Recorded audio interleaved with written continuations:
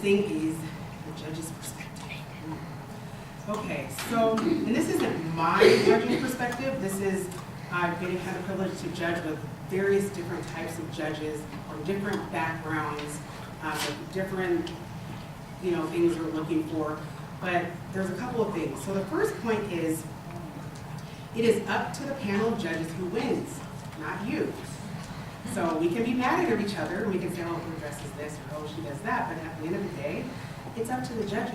So all you can do is best prepare yourself, your child, the best way that you know how, and then basically, I did everything as long as you walk away from pageant and say, I did everything I knew to do, then you're good. It's up to the judges. And also, this is kind of the background to that. Who you might think is your competition may not be your competition, and honestly, it's actually irrelevant. You're wasting your time, you're wasting your mental energy. I actually did this my first year ever competing, and I'm looking at the program, her, and I wrote her, oh yeah, definitely. Oh, I remember we were talking, we were eating, and she was not articulate. Just little stuff, and you're thinking, okay.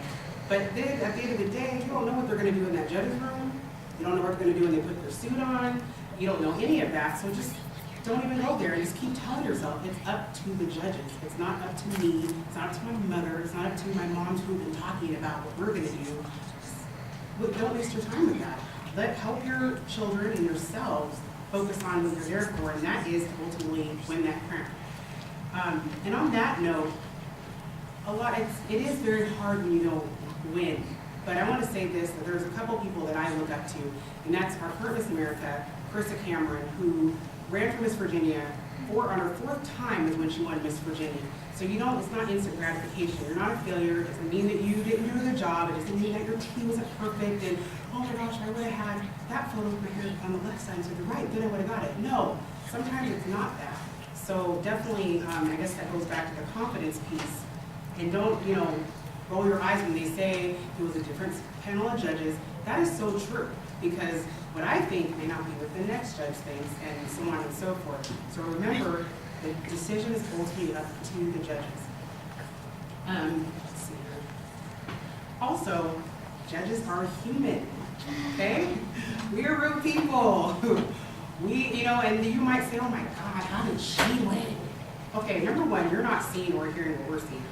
That's number one. And of course, it's your child, so they can do no wrong, and your child should have won. Well, that's not real life, that's not reality, and we all know that. So we are human, and there may have been a better winner, but we choose based on who is the better competitor, okay? So there's a big difference. So maybe, good example, I know for a fact that I could do amazing things with the national title, but if I don't compete in a way that shows the judges that, guess what? They're gonna pick someone that competes better. They may do nothing with that title and just sit on it and add it to their crown collection and do nothing. But it's your job to compete well.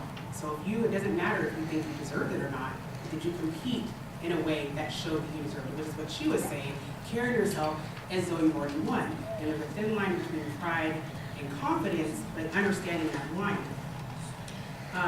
Also, like I was saying, just because you can do the job the title requires does not mean that you will win.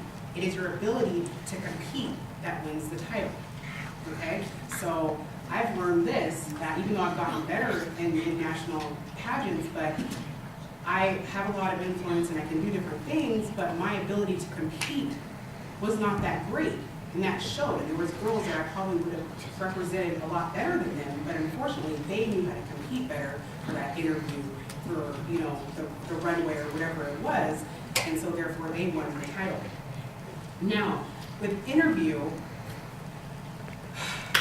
please be yourself. Girls, and this is not just for natural pageants, this is for every pageant. Be yourself. That's what makes you stand out. You do something different or you sound like everybody else, guess what? You sound like everybody else, and they pass on and look for someone that actually is different. So be yourself. You're not hurting yourself to do that. Oh my God, so-and-so, the beautiful blonde hair did this, so I'm going to do that. Don't do that, because guess what? They're going to put you in the category of so-and-so with the big blonde hair, and now you're not going individual. So be yourself. Be as natural and impromptu as possible. You talked about being impromptu and not staging. And I know it's difficult because when you're getting coaching, especially as a young girl, and you're getting coaching, your coach is saying do this, and we're going to do, we have canned answers for everything. And I know that it is very difficult, but there is a way you can master the art of naturally giving the canned answer. I know that sounds like an oxymoron, but there is a way of doing that. If it's, what's your favorite color?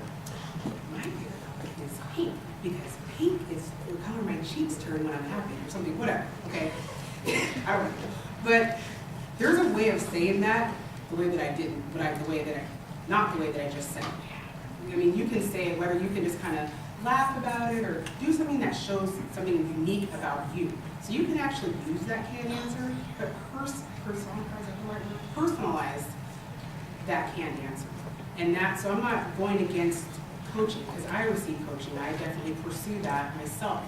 So, but there's a way you can personalize it, and I'm sure any good coach will tell you, okay, yeah, this is the outline, but I need you to, do a little of your own stuff in there. Also, just so you know, first answers are very easy to pick up on, and it's a huge turnoff for judges. I'm just putting it out there. I'll sit there and I'll smile at you and I'll write my notes like I'm supposed to. I'll go, really practice, so if Como 4 calls up and wants to interview her, what's she gonna do? Because she doesn't have a canned answer for what you're gonna ask her. I mean, seriously, she's gonna crack because she can't think on her own. Great. She looks good, her hair's perfect. So, and we can see right through it. So we have to learn how to master the art of naturalizing, God, I think that word, you guys. Personalizing your canned answers if you're gonna do that. Especially the younger girls, they probably need it more. But as you get older, hopefully you're gonna learn to think more on your feet for the older girls that are in here. Be confident in the answer that comes to your head. Just be confident. Don't go back and think, okay, I'm sitting here smiling, let's see here, what canned answer can I pull out? No. They want to know what you really think, because at the end of the day, this is real life. You're going to represent a group of people. You're going to represent, whether it's National American Miss or your teen or whatever system you're a part of. Let's say Shamari Stone from Como 4 says, I want to interview you. Hey, so-and-so, well, how do you feel about, Haiti and blah, blah, blah. Well, I think the whole much peace and da-da-da-da. No, they want to know what you really think.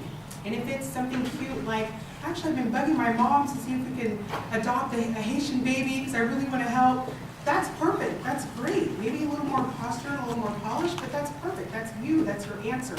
That's going to go a long way. We can read right through it. Also, we want to know you and not what you practice. So how can we know to pick the right winner? Some girls say, I should have won that, I did great, blah, blah, blah. Well, we probably didn't know the person that you think you did. Probably didn't get a chance. We only have minutes to get to know you, and if you show us what you practice, per se, then that's what we're going to know. We may not like what you practice. We want to get to know you. Okay?